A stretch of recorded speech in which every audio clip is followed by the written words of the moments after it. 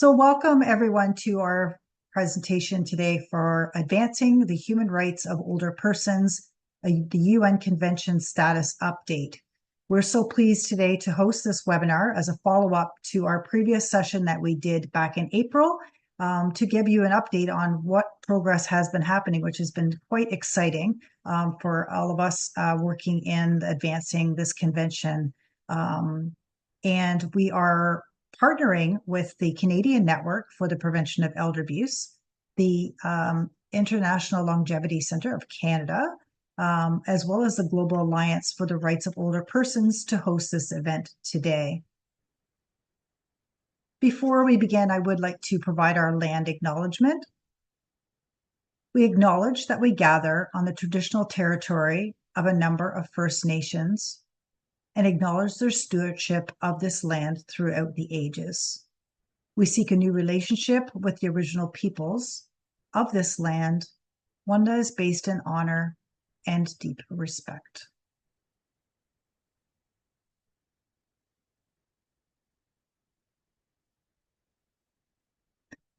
Just want to go over a few logistics for today. Everyone's microphones and cameras will be off and muted.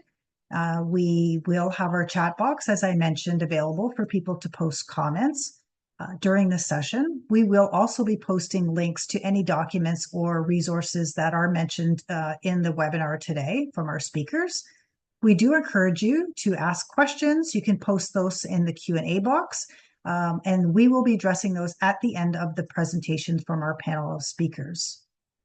As you can see, we have our ASL interpreters with us again today. You can increase the size of your image or just put the individual on speaker, in the grid at the very top of your screen, how you would like to view the presentation today to make it for your own preference style. You also have the ability to enable or disable the closed captioning, which is at the bottom of your screen. As many of our webinars, we also really would like appreciate you completing our evaluation form. It really does help us gear other topics in the future when we host sessions. So at the end of the webinar, you'll have a pop-up box that just asks you to do a survey. We also will do 3 polling questions if we have time at the end of the session to get your feedback. And if you don't have time, we have a follow-up email that we'll send with the survey link for you to complete. As mentioned, we are recording the webinar. It will be posted on both the EAPO and the Canadian Network for the Prevention of Elder Abuse websites within the next couple of days, along with any of the documents that are shared here today.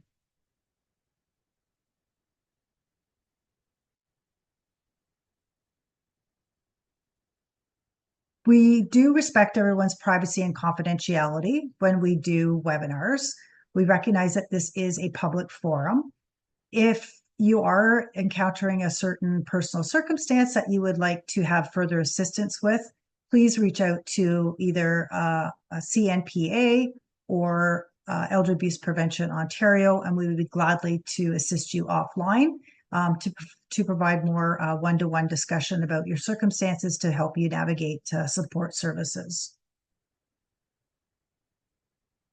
So I'm going to turn it over to my colleague, Benedict Schifflin, to introduce our panel of speakers today.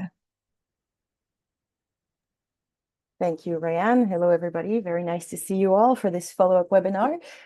If you attended our previous webinar, you probably already know our speakers, but I will introduce them nonetheless because they are, I would say, the experts in the topic that we're going to discuss today, and I really look forward to the updates they're going to share. So in order of appearance, I believe we will start with Amal Abou Rafeh, who is Chief of the Program on Aging section, Social Inclusion and Participation branch for the Division of Inclusive Social Development at the United Nations headquarters.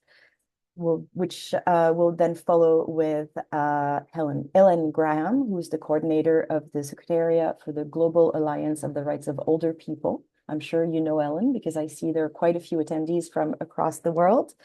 Then we will have Francis Zainoeddin, who is from the International Federation on Aging and Soroptimist International and the United Nations. And we will continue with Marta Hajek, who is the CEO of Elder Abuse Prevention Ontario. And next one.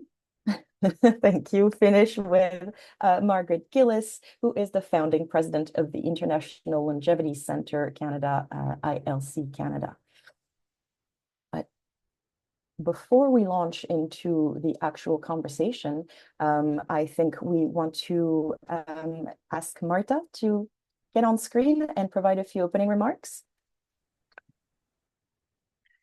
Thank you, Benedict. Good afternoon, everyone.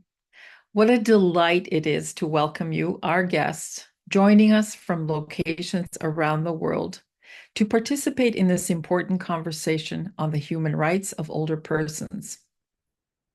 So much has happened over the summer, and we are eager to share the most recent developments with you today. In May of this year, during the proceedings of the 14th session of the Open-Ended Working Group on Aging, a momentous step forward was taken by member states. That step was to adopt a resolution containing a recommendation to begin drafting a legally binding instrument centered on the rights of older persons. This UN convention, a comprehensive and coherent framework for a world free from ageism, would codify the rights of older persons in international law. This is a huge win and a pivotal step towards building the kind of world we envision, where everyone can live and age with dignity and respect. After 14 years of deliberations and forums, supported by over 900 evidentiary documents, the work of the Open-Ended Working Group fulfilled its mandate, and now a new chapter in this critical work is being written. We invited today's panel of distinguished, dedicated, and influential women, true movers and shakers, working tirelessly to ensure the human rights of older persons are protected globally, to share their firsthand accounts on the status of the UN Convention. Throughout this presentation today, we are choosing to support and foster informed approaches so that all older adults are empowered with pivotal knowledge that advances our collective advocacy for these essential protections of human rights.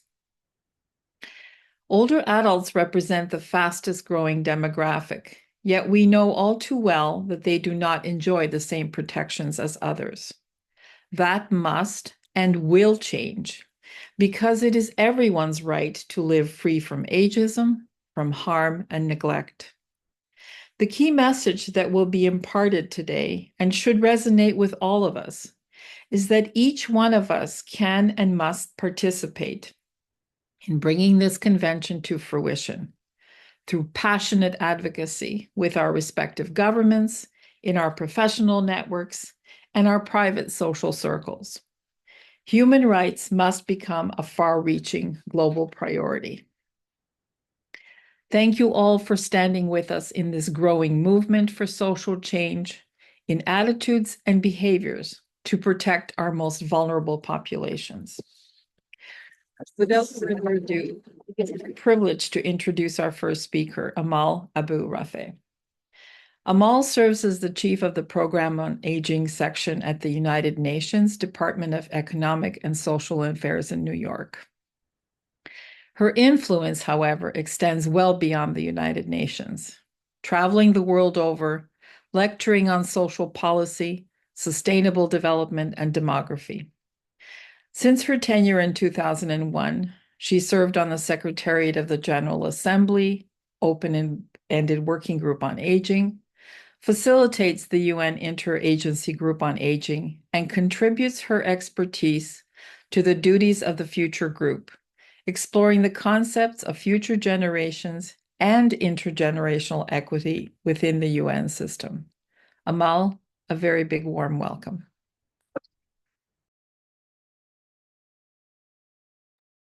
Thank you so much, Marta, for a beautiful, beautiful introduction. It's always a treat to join our partners up north in Canada, and with big thanks to GAROP for partnering in this very important event.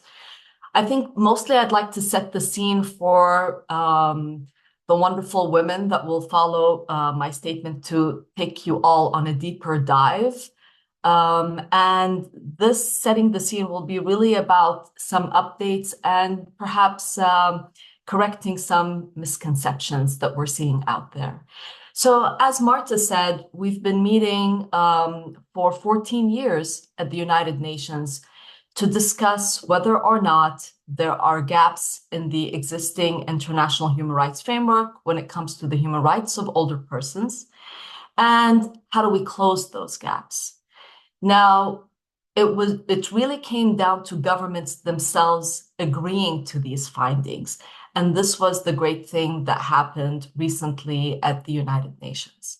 And when that was done by member states, a decision was made in August where the General Assembly adopted without a vote Resolution 78/324, where they closed the working group and decided to urge all the relevant entities within the UN system to take forward the findings of this working group. Now, what were the findings? Member states said, yes, there are gaps in the international human rights framework. And collectively, they came up with 11 options on how to address those gaps. And they range from an international legally binding instrument to various other options, including, for example, updating the International Plan of Action on Aging. Now, member states say that they look at these options on equal basis, on equal footing. They're not there in a certain priority. But if you take a deeper dive, you'll see that more than half of those options really deal with processes that take place in the Human Rights Council in Geneva. And this is why we believe, and when I say we, I mean DESA and our colleagues at OHCHR, the human rights experts, who jointly had the pleasure of servicing this working group, that the next step is really in the Human Rights Council. And this is why, Marta, the theme, advancing human rights is key, because while we were very successful, and I say collectively we, because this would not have happened without advocacy from civil society. And I can remember the conference room, almost half of it were civil society representatives that came from Canada. So we're grateful to your ever increasing and meaningful engagement in this process. And we see ourselves as if we are on a plane that now took off from New York, and that is on its way to Geneva. Now, on a plane, you'll see a flight attendant pass by with a cart, offering you some drinks and snacks. And perhaps this is where correcting some misconceptions comes in. I see myself more on a plane with a seatbelt on, life jacket on, oxygen mask down, really anxious about ensuring a safe landing. Because while we did take off, we have not yet landed safely at the Human Rights Council. So you may hear or see some X messaging, former Twitter, of some colleagues calling for the need for a United Nations entity on older persons. That is not a message that is coming from the UN system. We don't think that is necessarily the right and most efficient and most direct way to uphold the human rights of older persons. You may also read in some of the recommendations of reports a call to set up and appoint a very senior person at the UN at the level of Assistant Secretary General to be exclusively dedicated to the situation of older persons. Yeah, that did not come from us. We don't see that as the most efficient pathway to securing and upholding the human rights of older persons. What we see is a resolution tabled in the Human Rights Council where member states can discuss in the appropriate venue what the next steps will be, and ideally, they would be an international legal instrument. So this is the time to stay laser focused in our messaging and in our advocacy until we feel those rubber wheels hit the ground and we land safely at the Human Rights Council. Now, in the meantime, in New York, we're going to continue our work to promote population aging, the current cohort of older persons, and their human rights in the work that we do. And we got a couple of things wrong that we updated as a UN system. 2 months ago, the projections were updated in terms of demographic transitions. And while we thought a decade ago that there's a 30% probability that the population in the world will peak, we found out that it's actually an 80% probability. And our colleagues at the Population Division sort of divided countries into 3 groups: those who have already peaked in 2024. And for example, China is one of those countries, Japan, and the Russian Federation. And they will lose within the 30 years, for example, in China, close to 200 million people. And those that remain will be aging and growing older. And the second group of member states are those that will peak in 30 years. Only a quarter of them can still benefit from the demographic dividend. And in all of them, women will outlive men, including in older ages. So the policy implications will be different for each and every group. And finally, the last group, and Canada is one of those, are the ones that will peak in the vicinity of the year 2100, which means that they will continue to approach their development process as rapid population aging. So really thinking about, climate change, sustainable development, and having great opportunities to benefit from the demographic dividend. And in our work at the UN, when we start taking that deeper dive based on where member states are in this transition, we're going to want to unpack policies. And when we do, we're going to see that the path to older ages is unequal. And this is what will connect us as one of the ways of mainstreaming human rights in our work in New York to say, we need international normative standards that these policies could aspire to, so that wherever you're born, wherever you grow old, your basic human rights will be respected. And to do that, we're going to need the Canadian civil society on the ground in New York to participate in the meetings that will be upcoming. And Margaret Gillis perhaps will take a deeper dive into some examples of what those are. And we'd want to call on you to also join and speak as panel members, because self-representation matters. And we want to see more older men and women speaking about their experience in older age at the UN to member states on the various topics that continue to take place, while we also ask you to focus on the international legal instrument efforts in Geneva. I know it's a lot to ask. It requires all hands on deck and a lot of collaboration and coordination to make sure that we close every gap that's out there to make sure that older persons are represented. And our team stands ready to provide any support that you need in that direction. And here, another misconception pops up. I've heard someone tell me that we really need specific expertise to address these issues. We don't want someone's grandma on a panel. And I disagree with that. I think we need storytelling, and storytelling is different. And if it's someone's grandma, then that's fine. There will be experts who will speak to the technicality of stuff when it comes to human rights or economics and so on and so forth. But we really want it to be about people. So we would like to see more and more of older persons represented in these discussions. And I know that all your efforts are to promote and protect the human rights of Canadians. But when you do that, bring those stories to us, to New York, at the international platforms, so that you could set an example for other member states to impact other older persons around the world. Not many of us have the privilege of living in peace and security with social benefits and systems in place. And we're going to need to stand up for others who don't have those services and who don't have those rights.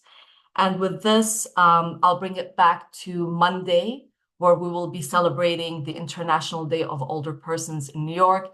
And it's my pleasure to announce that our colleague, Kaher Lalji, and I want to get the title correct here, who is speaking on a panel, and he's the Provincial Director of the Government Relations and Programs at United Way, British Columbia, and also the Vice President of the International Longevity Center, Canada. It'll be such a treat to have Kaher with us on Monday. And also, a nice surprise that we found out yesterday is that the President of the Economic and Social Council will also deliver opening remarks, and that would be your Ambassador, Bob Ray. So what a treat it will be for those of you who will not be with us in person. Please join us on UN Web TV on Monday at 10 a.m. To enjoy and commemorate the day with us. So I thank you all for your attention and for joining. And now I pass the floor on to my colleague, Ellen Graham, who's the Secretariat Coordinator for GAROP. Ellen, the floor is yours. Thank you so much, Amal. Thank you for that. And I appreciate the invitation to be here today as well. I do have a few slides to show, so thank you to the organisers for your support with that. As mentioned, I represent the Global Alliance for the Rights of Older People. We're a coalition of 400 NGOs globally campaigning together for a new UN Convention on the Rights of Older People.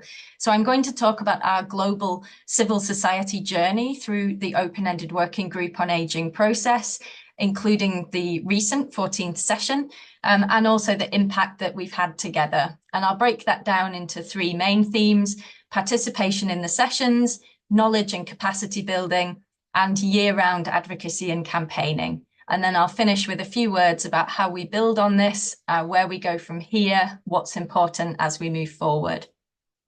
So the global civil society experience of the 14 years of the Open-Ended Working Group on Aging has been one of resilience and determination. It's felt to some like a long and slow-moving process at times in a very political environment and with few concrete outcomes until this year with the developments that Amal outlined earlier. But over this period, we've seen the commitment to our common cause and our capacity to engage effectively strengthen across our network and contribute to some crucial steps forward in our campaign. So over the duration of the Open-Ended Working Group on Aging process, we saw the number of NGOs becoming accredited to this UN process increase significantly, which helps to demonstrate to governments the growing level of civil society interest in this process. And more NGOs were also, and new NGOs were participating in person as well, with possibly record attendance at the 14th session and a really strong delegation from Canada, as was mentioned. And our Global Alliance has encouraged and nurtured this by raising awareness of the process and the opportunities and the benefits of getting accredited and being more actively involved. Another important aspect of our collective engagement is our ability to speak with one voice and to present joint statements from our full global membership. We develop those joint statements through a participatory member-led process from several weeks in advance of the sessions. And this also signals to governments that we are organised and that we have a clear consensus position. And governments have given us that feedback in some of the sessions that it's recognised and has impact. And we've also organised preparation meetings virtually and in person in New York ahead of the sessions in partnership with our colleagues in the NGO Committees on Ageing, and usually hosted generously at the AARP offices. And those meetings allowed us to plan and share messaging and tactics for our engagement and also our communication as a group throughout the week. And so in that way, we were able to monitor developments and respond effectively. And this was particularly important for the 14th session in May, when things were constantly evolving through the week and we had to adapt at times our message and our response. But we've also benefited from really valuable support and guidance from our UN colleagues at UNDESA, Amal and her team, and also the Office of the High Commissioner for Human Rights, and at times the UN independent expert on the rights of older persons, and even government delegates as well. And they've supported our preparations in the run-ups to the session too. We've also invited our colleagues from national human rights institutions to these preparation meetings because their participation and their partnership has been really valuable to us at civil society. We've seen increasingly strong alignment in the messaging of our respective global alliances, which has really helped to add weight to and consistently reinforce our arguments in the sessions. Now, it is really important to acknowledge that only a small percentage really of our members are able to be physically present in New York to attend the sessions in person. But we have members all around the world who have been advocating around this process for many years and are very invested in what's happening in New York. So we kept all members involved by sharing one-page bulletins at the end of each day of the session with a summary of notable developments and our observations and reactions as civil society. Now, as Amal said, it's also really vital that older people's voices are at the heart of these international discussions about their human rights.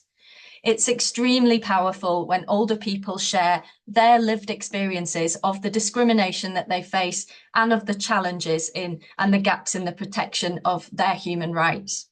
These first-person testimonies have considerable impact on government delegates in the room and really bring to life the challenges being discussed often in quite a technical way. So over the last 7 years with project funding, our Global Alliance has been able to support 18 older people to tell their stories and participate directly in the working group sessions in New York and also other relevant international meetings, including the Human Rights Council in Geneva, but more on that later. We'll continue to support this participation wherever we can, and especially by older persons from underrepresented countries and communities, for example. So next slide, please. The open-ended working group process presented us as civil society with an important opportunity both to contribute to the international discussions and work on older people's rights, but also to enhance our own understanding. When the working group started its substantive discussions on the particular focus areas of rights from 2017, UNDESA issued calls for written submissions on the topics to be discussed in the upcoming session. And many or more NGOs from different regions submitted written inputs that overall were seen by our members and other stakeholders as being of increasingly high quality. And these informed the analytical reports, for example, that were prepared by UN colleagues to guide discussions at the sessions. Now, we as a Global Alliance supported this by running a public webinar series in partnership with the International Federation on Aging, focusing on the specific topics and how to develop a strong input. We also facilitated some internal technical working groups to discuss the topics and to work on content together, so that members that had substantial expertise in human rights and the UN process were able to support other members who were keen to learn and develop impactful submissions. More recently, we produced guidance and briefings and ran a webinar to enable our members to engage directly with the recent intersessional process that was led by 2 co-facilitators, the governments of Brazil and Portugal, that led to the adoption of that important decision that Amal described at the 14th session. In 2018 and 2019, we had a project that included an intensive training program for 16 older campaigners from our network from 10 countries across Africa and Asia. And that covered human rights, the open-ended working group, and national advocacy strategies around the UN Convention work. And these campaigners then mobilized other older people in their countries for national campaign actions and supported the design of the methodology and the data collection with over 1,000 older people for the report, Our Voices, Our Rights, which some of the campaigners then presented at the 10th working group session. We also organized regional capacity building workshops in Africa and Asia for our members, which really helped to build capacity and connect our members in those regions. Next slide, please. Since the establishment of the open-ended working group on aging, we've seen a slow but steady increase in the number of governments that have at some time publicly supported the development of a new international legal instrument on older people's rights, or UN Convention, either in the New York sessions or in the Human Rights Council in Geneva. So even though not all governments have participated as actively in the open-ended working group sessions, in some cases, possibly because they have a very small permanent missions in New York, but many are engaging in a constructive dialogue at the national level with NGOs, including older persons organizations. And we've seen some incredible year-round campaigns emerging using a blend of tactics from organizing multi-stakeholder meetings, media engagement, and organizing public demonstrations and marches, and meeting with key government decision makers at key moments. And this concerted year-round advocacy at the national level is essential and has shifted some governments' positions, and it can influence the instructions that governments send to their permanent missions in New York or Geneva. And our colleagues at the NGO Committees on Aging and our members that are based in New York and Geneva are leading year-round work with governments' permanent missions to the UN to complement and reinforce that national advocacy as well. I'm sure we'll hear more about that from colleagues later. And our Global Alliance supports this through the training workshops I mentioned, facilitating a national advocacy working group and other toolkits and templates to support our members' work. We also launched the global Age with Rights campaign to respond to the call from our network to have a unifying slogan and a greater focus on public and media mobilization and awareness raising in order to increase political pressure on governments to act and show more support. So all are welcome to get involved in the Age with Rights campaign. It's not just for our members. Any stakeholder and individual can participate and support the cause. And we've seen some really impressive global mobilization around the global rallies that we organized a few weeks ahead of the UN sessions over the last 3 years, which actively engaged thousands of people online and saw hundreds gathering for campaign initiatives around the world. Age with Rights has also been a really useful framework for us to develop partnerships with other networks and human rights constituencies who can support our work and help us take our message into other UN spaces and also enhance our understanding of intersecting forms of discrimination. Next slide, please. So moving forward, after all those collective efforts, I think the conclusion of the open-ended working group recently, following its 14th session and the General Assembly resolution Amal mentioned, has generated mixed feelings among our members. But overall, we really welcome this step because it opens the door now for the Human Rights Council to move forward more decisively towards a new UN convention. So we should feel confident but not complacent. We can feel confident because together we've contributed to the development of a rich and valuable evidence base that will act as a strong foundation to build on in any future UN work on older people's rights and a new UN convention. We've built greater knowledge and capacity among our members, many of whom are now well established with their governments as experts on this area of human rights in their countries. And we're well positioned at the global level, along with our our colleagues in the NGO committees on aging to coordinate and champion civil society's full, effective and meaningful participation with the Human Rights Council and its work. The Human Rights Council has already undertaken some dedicated work on older people's rights, and there is a core group of committed governments that are leading this work there. And as a global alliance, we've been building up our experience around the Human Rights Council by organising collective advocacy initiatives, webinars, and preparation meetings around the Human Rights Council and the UN ECOSOC accreditation status that is necessary for NGOs to participate directly in its work. Some processes that are set up under the Human Rights Council don't necessarily require ECOSOC accreditation status, and we will of course be advocating for civil society engagement to be as open as possible so that NGOs who do not yet have that particular accreditation can still engage in any new process or drafting mechanism that might be established. We've also supported 3 of our members to attend a Human Rights Council session last year. And our steering group has been meeting with our colleagues in the Office of the High Commissioner for Human Rights in Geneva, with whom we'll be working with more going forward.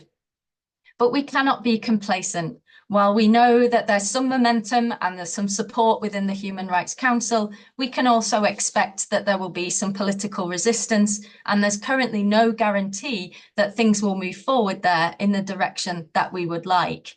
Or that plane has not yet landed yet, to use Amal's reference. So we no longer have a single process that is solely focused on older people's rights at the UN level, and we have to mobilise as a network to capitalise on the momentum over the summer to secure a decision in Geneva, hopefully next year, to establish a new process to start drafting a new convention. So this requires us to do more to build our members' capacity to engage with the Human Rights Council and human rights processes in Geneva.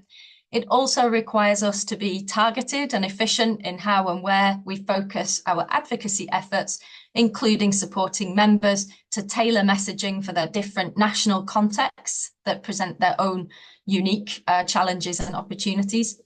And we need to build a stronger shared understanding of what we want a new UN convention to say and to deliver, so that we're well positioned and prepared to engage in a drafting process. So we're rolling out our new Global Alliance 3-year strategy, and we'll be discussing activities in these areas with our members this month. Next slide, please. So just finally and briefly, how can you get involved? Well, if you're part of an NGO that's not already a member of our Global Alliance, then please do consider joining and contributing to our work as a member.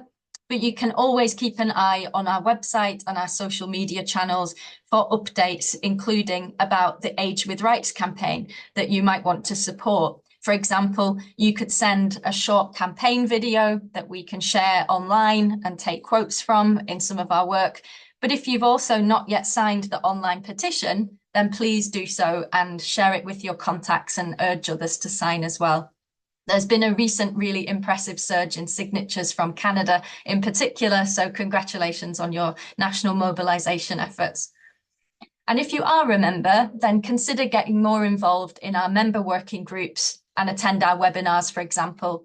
And if you have any time or expertise or contacts that might be useful for us to support our work, get in touch at any time. And of course, we will see if there are ways that we can follow up and connect. So I want to thank you for your attention.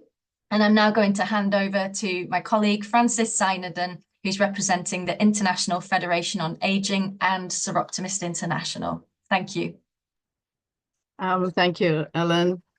Thank you, Marta, for convening this important meeting to discuss the road ahead for us in ensuring that the human rights of older persons around the world are fully protected.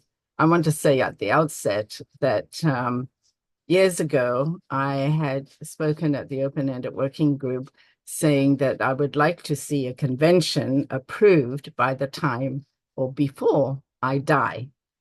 Now, I am happy to settle on a decision to start drafting a convention before I die.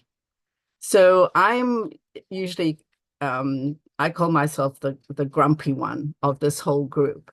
I'm always talking about gloom and doom because I don't trust member states. But I want to say that we all obviously want to move forward in a positive manner, and I shall certainly try to be positive in the coming years. Thank you, Amal and Ellen, for all the work that you do to advance our common cause. And advance thanks to Margaret for her untiring efforts to urge Canada to help push the process forward to get us closer to a decision on an international legally binding instrument to protect the rights of older persons. As Amal and Ellen have told us, we have reached a new stage of negotiations. Moving the issue to the Human Rights Council in Geneva is a big step forward, but we still have a long way to go. There is no decision yet to have a convention. It's one of the options, but we need a decision, and we hope and expect that the Human Rights Council will take that decision. But when? They hold 3 sessions a year. The 3rd session is taking place right now. The next session will be in March next year. So there's a lot of work to do ahead. I want to say a few words about the responsibility of governments to protect the human rights of persons. After World War II, with the establishment of the United Nations in 1945, the United Nations Charter reaffirmed, quote, faith in fundamental human rights, in the dignity and worth of the human person, in the equal rights of men and women. The Universal Declaration of Human Rights, which was adopted 3 years later in 1948, defined those rights more fully. The declaration was a promise by leaders from around the world that they would never relent in their pursuit of fundamental rights and freedoms. There are now 10 core human rights treaties that provide a set of rules about how governments must treat people. They reflect the basic dignity of every person and prescribe what all governments must do and refrain from doing to respect that dignity. Governments have the main responsibility and duty to uphold human rights. Now, with the conclusion of the work of the Open-Ended Working Group in New York, as decided by the General Assembly, there is a lot of work to be done in Geneva to ensure that the Human Rights Council takes up the baton to consider the recommendations in Decision 14/1 that has been referred to. Margaret will also be addressing some of the actions planned, particularly with respect to Canada's role. Switching from New York to Geneva also implies the need for NGOs to work with the Office of the High Commissioner for Human Rights in Geneva and other UN entities in Geneva that are addressing aging issues, like the World Health Organization or the International Labor Organization, which works on the right to work and social security and social protection, and even the International Telecommunications Union, when they discuss digital literacy, as well as the Regional Commission for Europe. So we need all of them on our side as well. So what will NGOs be doing in New York? First, I want to say, bothering Amal is my very favorite pastime. She has been a wonderful mentor and a wonderful friend in our pursuit of human rights. She has already highlighted the ongoing work of the United Nations. Now, some of the things that we will be monitoring this year and the coming years, first will be work of the General Assembly's 3rd committee, which deals with social issues. It meets every year to discuss human rights and social development issues. This year, the drafting of the annual resolution on aging is of particular interest to us. The paragraphs that used to appear in past resolutions about the open-ended working group will obviously no longer be there because the work of the open-ended working group has concluded. However, we still have to make sure that there are no recommendations to establish another body in New York in its stead. We have to watch very closely, and we collaborate with member states, the supporters of a convention, on the language that goes into that resolution. Secondly, we will also want to see how, quote, relevant United Nations bodies, besides the Human Rights Council, how they will be addressing Decision 14/1 of the Open-Ended Working Group. And thirdly, the General Assembly has also requested the President of the current General Assembly to convene a high-level meeting to exchange views and share experiences on those recommendations and to define next steps. We, as civil society, want to be involved in the preparations, including participation in the meeting. So there are three main things that we will be watching very closely. As Amal explained, civil society can be involved in other areas besides the human rights aspects for older persons. We will be monitoring the work of the UN entities, UNDESA, which is Amal's work. I don't think a week goes by without a call or an email or a frantic text message from me to Amal. We'll be continue our work with her. We need to be in touch with the regional commissions. We will be in touch with UN Women, which, by the way, has not paid any attention to older women at all.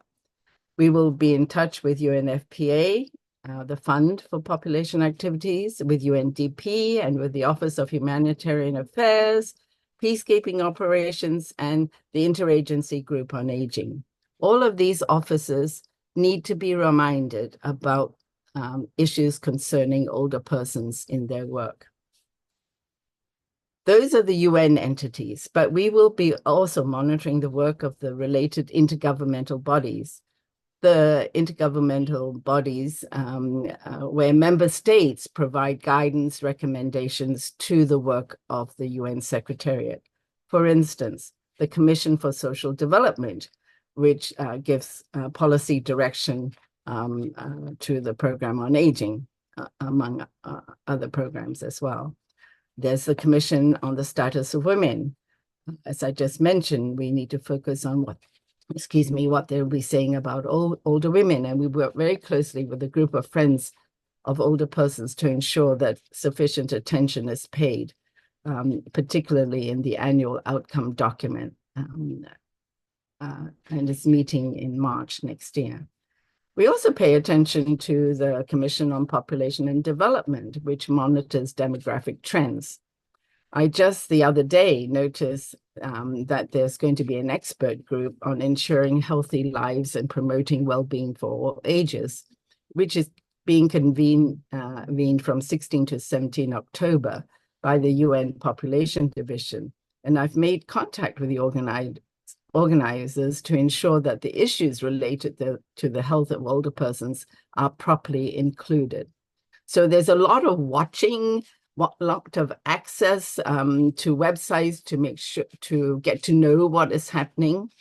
We also monitor the work of the Statistical Commission, which established the Titchfield Group to develop standardized tools and methods for producing both data and disaggregated by age and age-related data, and to encourage countries to do so by playing a leading role in the development and communication of new standards and methodologies. We also participate in and monitor the work of the High-Level Political Forum, which reviews implementation of the Sustainable Development Goals.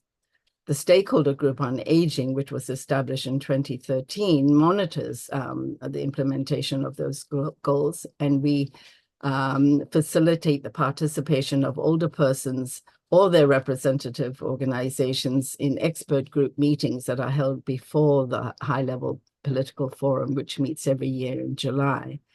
And the stakeholder group also submits an annual position papers addressing the different SDGs that are under discussion. And the last one I shall mention is also we'll be very much involved in the preparations of the World Social Summit, which will be held in November 2025. The Division for Social Inclusion where Amal program, A Situation, will be heavily involved. The whole Department of Economic and Social Affairs will be heavily involved in the preparation of that World Social Summit. So as I said, we work with member states and we're aiming, who are members of the group of Friends of Older Persons, and we are trying to re-energize that group. We let them know our concerns, we let them know our proposals, and we try to participate in some of the negotiations. It's not always easy for civil society to participate in negotiations, but we try very hard and perhaps do a lot of things under the table, what we want to see. While we can't be in the room, perhaps we will be in touch with them outside the room to say, you have to say this, you can't say this, etc., etc. We are also very and aware of the compromises that have to be made in discussions, in language, in various resolutions. We are basically watchdogs, but we also try to convince member states that we can be partners and implementers of UN decisions and recommendations. Sadly, governments don't look upon older persons as having a future. We are considered of no economic value and are just a burden on society. Do not forget, please do not forget, the future is not just for the young or the unborn. Everyone has a future, whether that future comprises only days, years, or decades. Government legislation, policies, and programs have an impact on all our lives until the day we die. Governments must take a life course approach, and there should be no question about our participation in decisions that affect our lives. We must continue to investigate, expose, and change. We must continue to target those who can address the problem at the local level, the provincial level, national level. We don't just focus on the Department for Seniors. Approach the ministries of health, social welfare, housing, transportation, veteran affairs, science and industry, transport, labor, etc. And we must blame and shame. But we also must have to provide proposals for change. And we must form partnerships and allies to help us, women's groups, youth groups, persons with disabilities, labor unions, farmers groups, indigenous peoples, academia.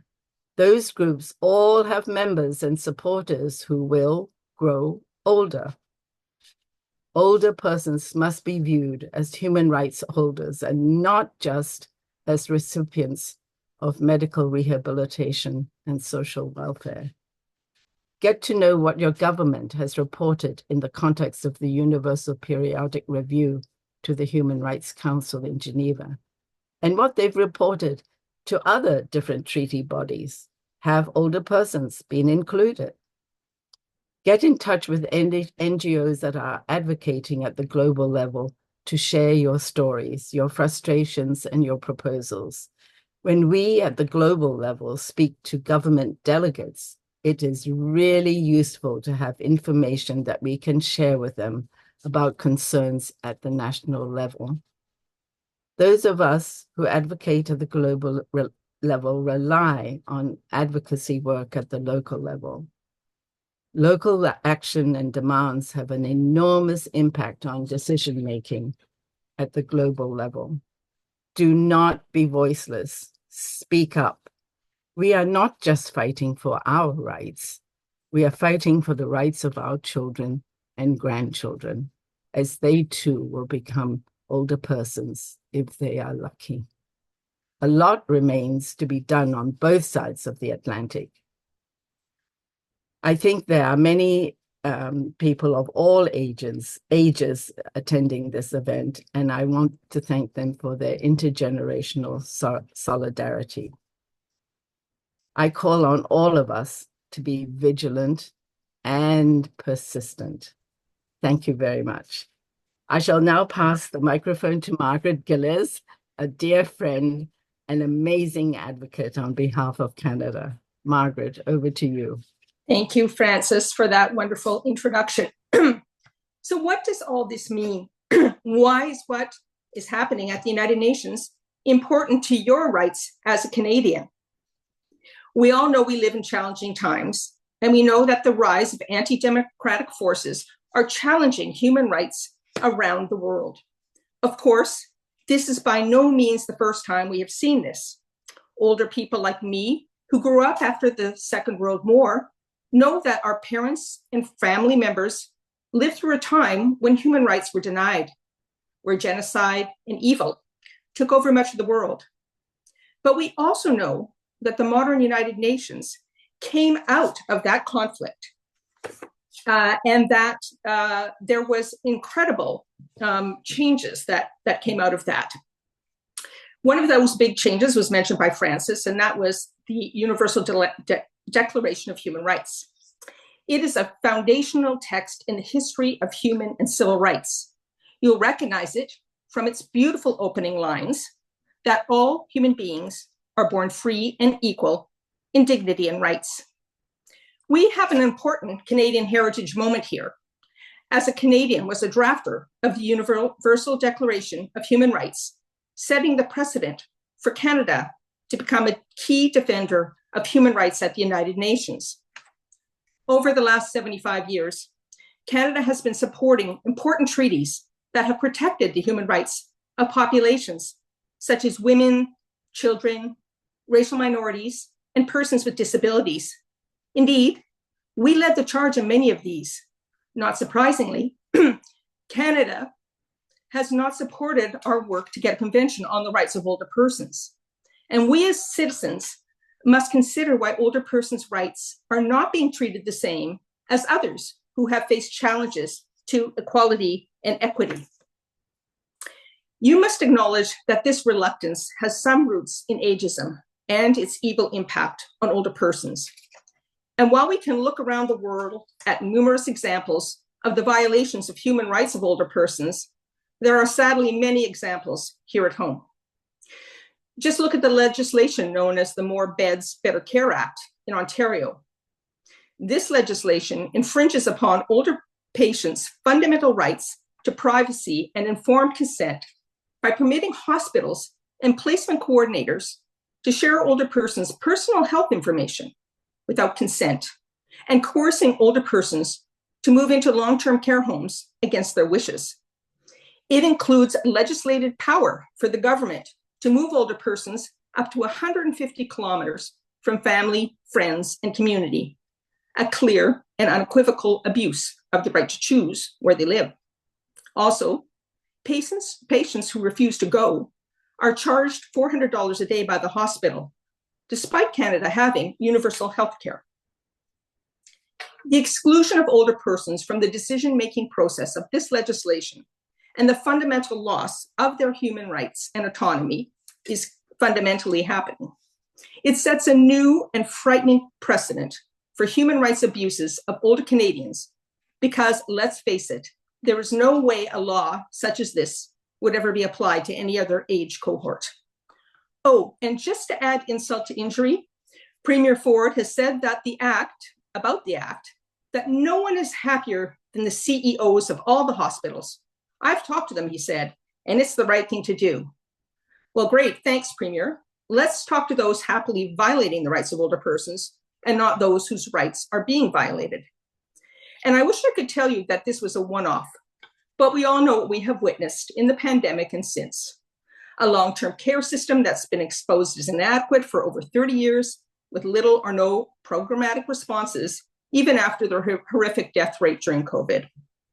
an increase in homelessness of older persons with no recognition that a response is required and that traditional shelters do not work for older persons, an increase in elder abuse without the proper resources to deal with older persons, unjust hiring practices, inequitable healthcare access, and on and on. The rights of older persons are under attack here and around the world, and we need to address the fragmented and uneven application of laws by developing a convention on the rights of older persons that will protect us from the human rights violations I've just listed. So we know that ageism is alive and well here in Canada, impacting the policies and programs in our country. We can also assume ageism is keeping Canada from supporting work at the United Nations to get an internationally legally binding document, a convention, to protect our rights. So where are we now with the Canadian government? As our other speakers have said, the UN Open-Ended Working Group on Aging has completed its work, having conclusively shown that there are gaps in the human rights of older persons. Canadian diplomats played a key role in moving this issue forward to the Human Rights Council. We have to thank our UN Ambassador Bob Rae for his ongoing support of older persons at the UN. Canada was a part of the core group of nations supporting moving forward on human rights, even if we were not yet supporters of the convention. On the last day of the Open-Ended Working Group on Aging, a Canadian diplomat said the following: Canada believes that our work on the protection and promotion of the human rights of older persons has truly just begun. It is clear that there is a strong appetite to continue discussions on the protection of human rights of older persons at the UN. Canada also believes that the ongoing discussion on the right of older persons should not only be in New York, but in Geneva. We value the ongoing work on the protection of human rights of persons at the Human Rights Council. Sounds great, right? But sadly, we can't rest on our laurels. When International Longevity Center representatives, myself and Kahir Laji, went to Geneva for the Human Rights Council in September, we met with mission officials. We found that they did not have the same understanding as officials in New York. We had a good and frank discussion with them. They said they had limited resources and that they had no direction from Ottawa to focus on the rights of older persons. Rather depressing and not acceptable to think our human rights are not addressed because a wealthy country like Canada will not expend the resources. It is something we need to address with the government, who ultimately gives directions to officials. Excuse me a moment here.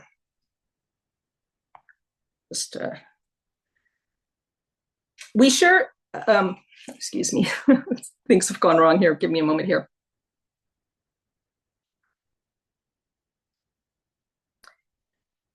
We shared the speaking notes that the Canadian officials used in New York with the diplomats in Geneva, that we believe Canada had made a commitment to support the human rights of older persons.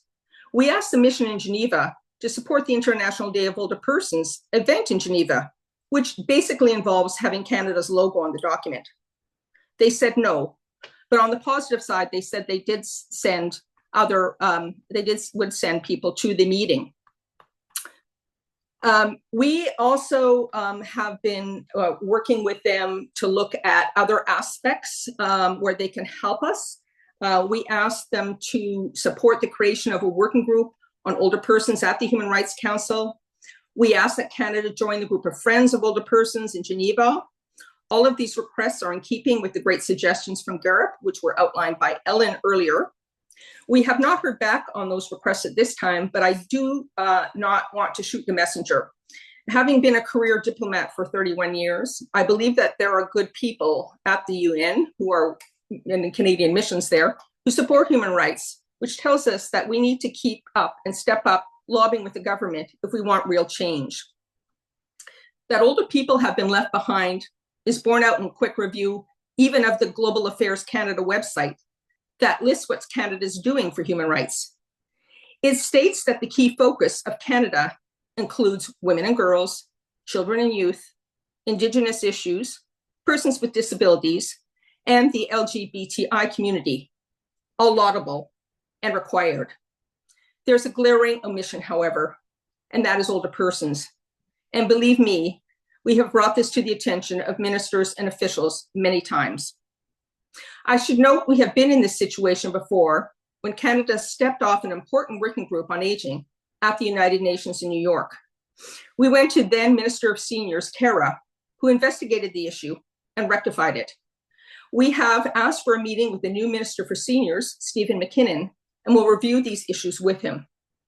I want to thank all the Canadian NGOs on aging who have been working to convince the Canadian government to support a convention, and we hope they will join us in addressing this latest obstacle. We also need them to continue to work at the UN in New York on the issues Amal raised, and in Geneva on human rights. Specifically, we need to work on older persons in Geneva at the Human Rights Council, and in New York at the Commission on Social Development, at the 69th session on the Commission on Status of Women, which Francis mentioned has not paid much attention to older women, at the High-Level Political Forum, at the high-level meeting post-open-ended working group, and as also mentioned by Francis, the Second World Summit for Social Development in Qatar in 2025. In a nutshell, we cannot rest. We have a lot of work to do. In conclusion, I want to share with you the words of the Slovenian Prime Minister, Robert Golob, from his speech at the 79th UN General Assembly last week. And I quote, "We need to make sure that people around the world age with dignity and rights.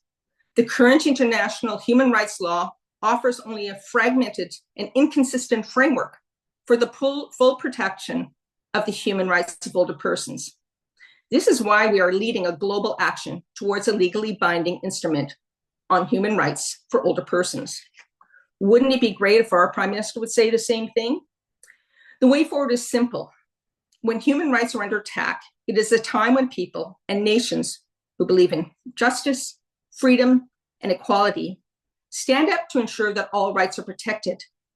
Please help us make that happen. Each of you plays a part in shaping our society, and no action is too small. Please support our call for a convention on the rights of older persons. Tell your MP. Tell the candidates in the federal election we'll be seeing in the next year. For those in provinces with upcoming elections, tell your local candidate that we need to defend the rights of older persons at home and abroad. Canada must come forward and protect its older citizens, those of today and those of the future, have the right to live in a world free of ageism and prejudice. Thank you.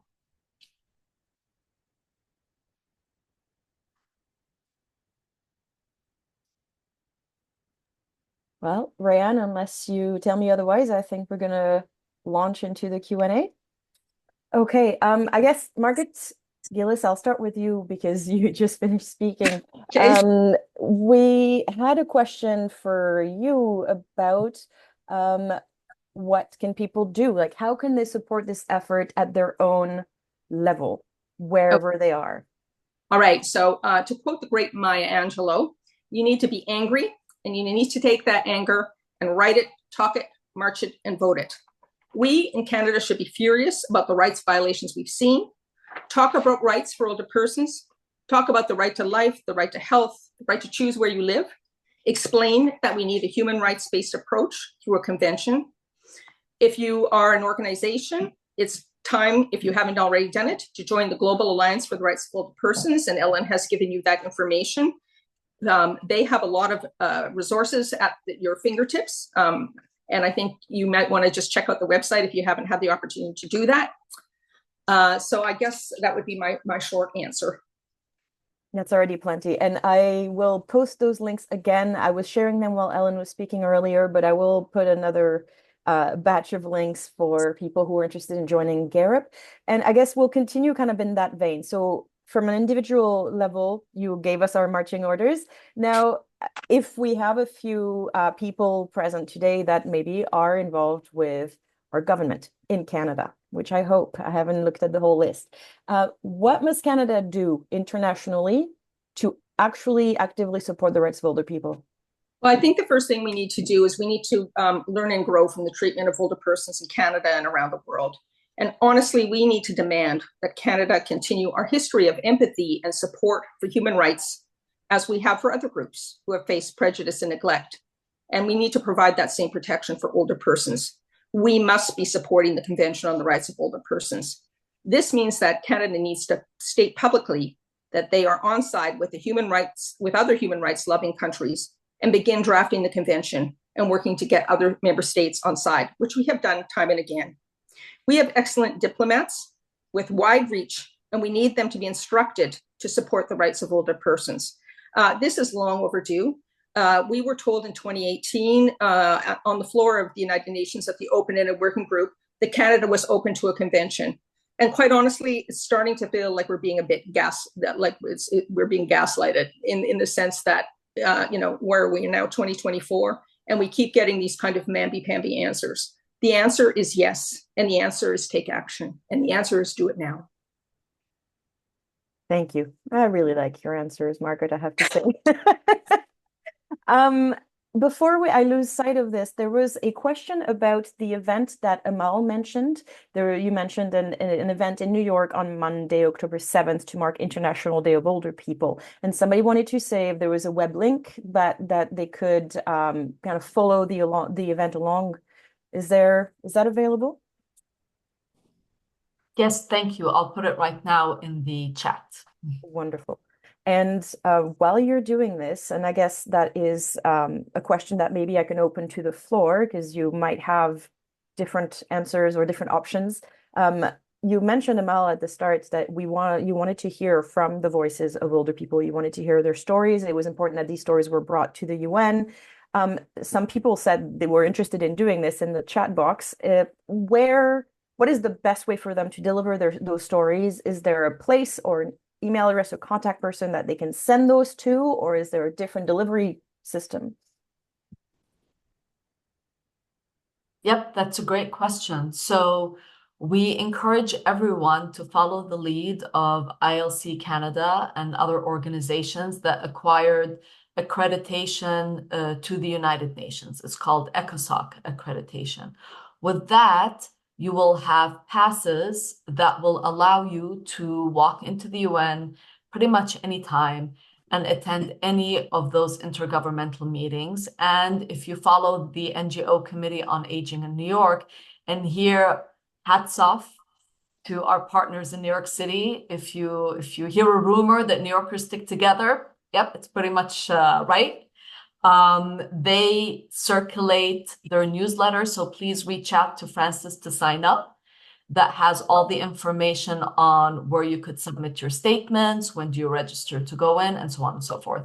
Now, I say reach out to ILC Canada for advice on this, because this is a pretty lengthy process, but so worth your time and efforts. In the meantime, I'm going to put in our chat how you could reach out to our team directly. The email is aging@un.org. And we're often asked to nominate older persons to speak on panels. And we usually go through the NGO Committee on Aging to help us identify those people. So teaming up together based on your areas of expertise will also help us, be able to propose names in a very quick and efficient way. Thank you. Thank you so much for this. I've put the address aging@un.org in the chat box as well, in case anybody missed it, as well as the link to ILC Canada's website, which is ilccanada.org. I think I'll have a question for Francis now, if that is okay. Your presentation and the way you introduced everything was actually fantastic, but it sounds complex, I think, still, even to me some days. What would you say are the difficulties in terms of doing the advocacy work at the UN level? Because it doesn't sound like a very straightforward road.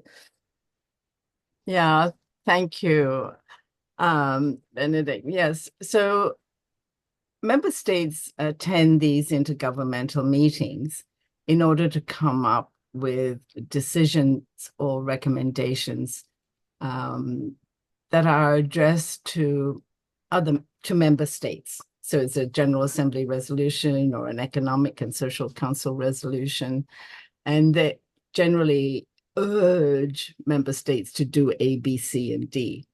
Very often, and mostly, a specific request comes from member states to the Secretary General.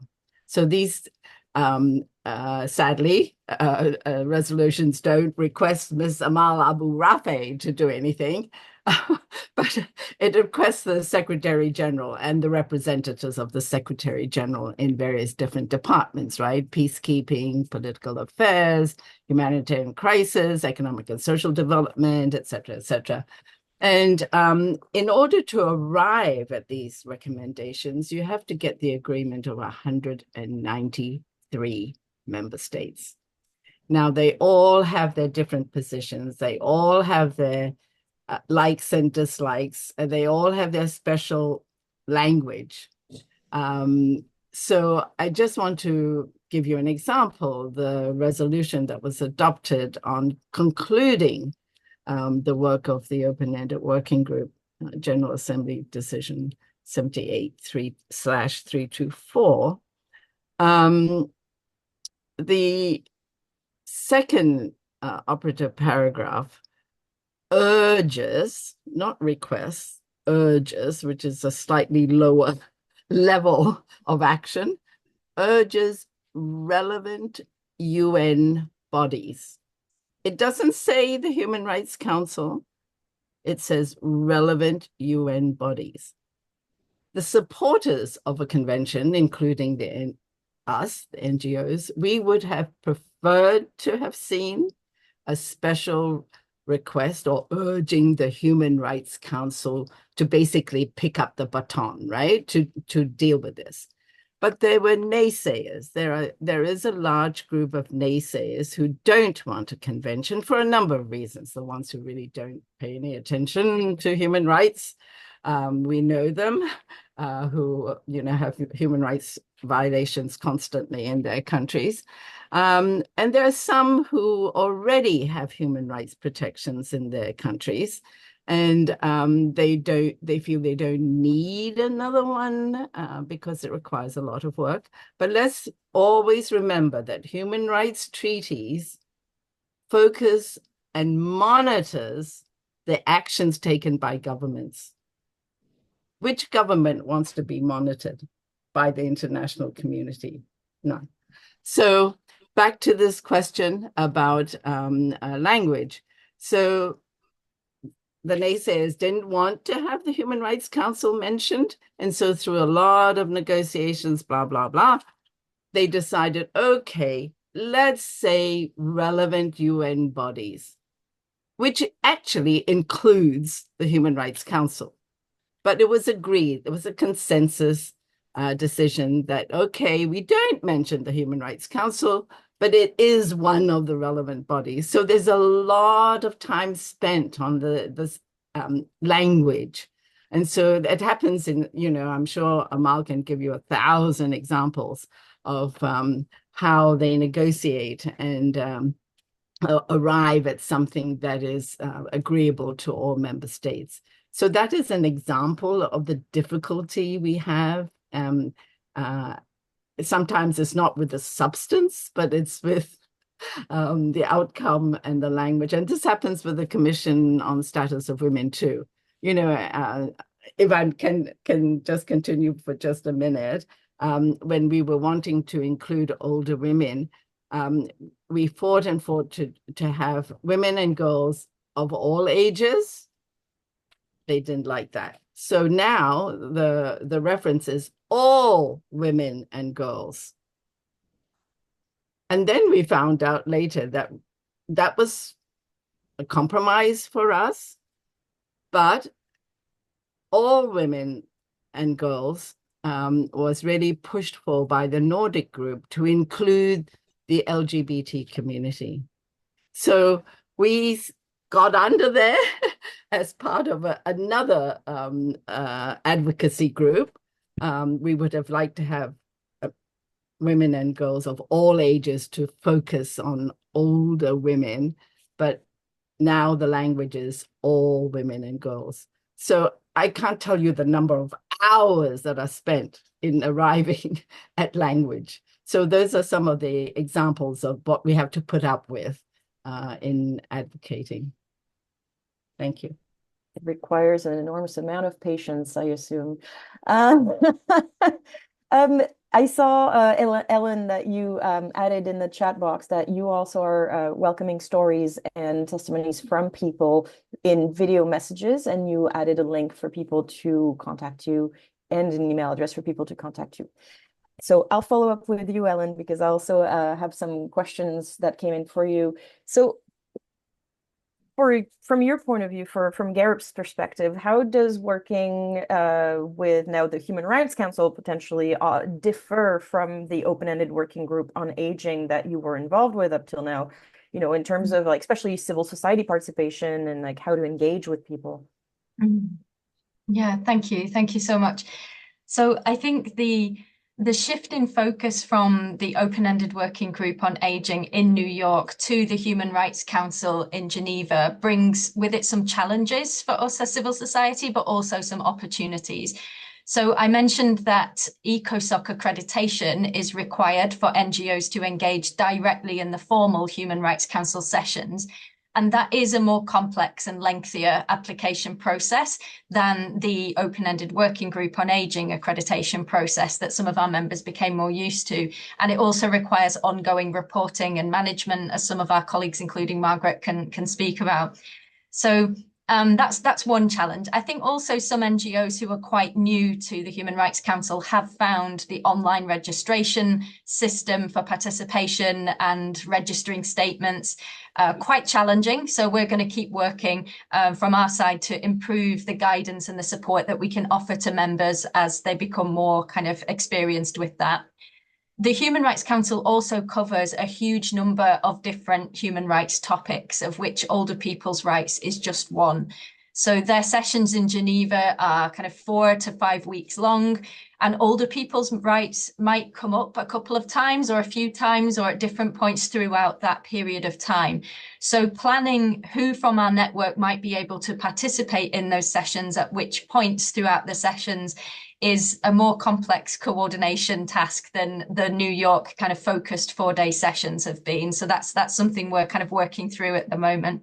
But I think the opportunities are that in Geneva, NGOs can access information online about who the relevant contact person is in a government mission for the drafting of a particular resolution, and can ask to be kept informed and even attend the informal negotiations where civil society is also invited to contribute. So we can participate directly in the negotiation of resolution text, even if we're not all physically in Geneva. So I think there are some interesting opportunities for us there that we can tap into.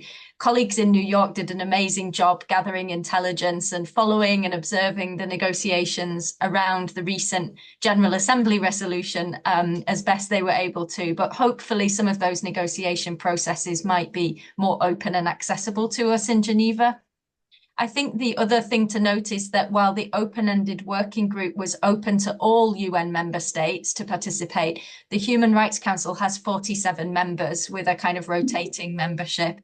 And so although all member states have a voice and we should continue to advocate with all of them, we can perhaps also look at how we could be more focused and targeted in our advocacy with those members of the Human Rights Council in particular. So I think the other thing is that generally speaking, government delegates in Geneva, that tends to be where human rights expertise is located for the most part. So that's another reason why we feel that Geneva is perhaps the best place for a drafting process in particular to move forward. So there's lots to think about and to plan for, but we've already started our work and we have a good team. So hopefully we'll be able to make that adjustment. Thanks. Thank you so much. And we'll be keeping a close eye on what you all do so we can support you as best we can and support the work in the direction of a convention. I just wanted to say, because it's time to wrap up, but Ellen, I believe GAROP did create some resources recently to help civil society organizations figure out the ECOSOC accreditation process. Is this something that is publicly shareable, or would you recommend that people just register to sign up for a membership and get access to that? I'm not too sure. Sure. So we actually did a webinar earlier in the year about ECOSOC accreditation with some of our colleagues who have more Geneva experience than I. And so that was all about how to apply. I think Margaret Gillis also spoke at that session about her experience of obtaining that accreditation. So I can pop the link in the chat box or share it with you to circulate afterwards. And I think the email address I shared in the chat earlier, people can get in touch whether you're a member or not, and I'm happy to share other resources about that as well. That's I great. hope that's helpful. Margaret, I see you raised your hand. I just want to quickly say that it's really important to start that process as soon as possible to get ECOSOC status for Canadian NGOs, because it takes a long time. And I think the second thing is, one of the things we're going to have to think about, and we may be able to do with this through the Canadian Coalition Against Ageism, is ways in which those who have ECOSOC status but might not be attending can share their passes so that others can go from different organizations. And we've done that in the past. We've shared our passes with others. So, we can't do it for everyone in the country, but, we can look at ways to do that. That's great. Thank you. And I've popped the link to the Canadian Coalition Against Ageism, which you just mentioned with everyone. Yes. Nope. There's a better link. Please hold. There we go. That's the one. That is the one I wanted to share for people to learn more about this coalition and join if they feel so inclined. I guess we're getting close to the end of our event. So thank you so very much for taking the time today to speak, to inform us, to clarify things, and to answer our many questions. Marta, would you like to send us on our way with some wise words, since you brought us all together? I can't tell you how moving and stirring this conversation has been today. And I would like to extend a sincerest thank you to all our panelists for the wisdom that you've shared, to thank you for your continued advocacy. And I'm about to burst into tears here, but we have a bit of a climb ahead of us, but together we can achieve a lot and we can do it well. So thank you all for your endeavors, for your diligence, for your commitment. And I look forward to growing older with all of you. Thank you so much, everyone. Have a great day. Thank you.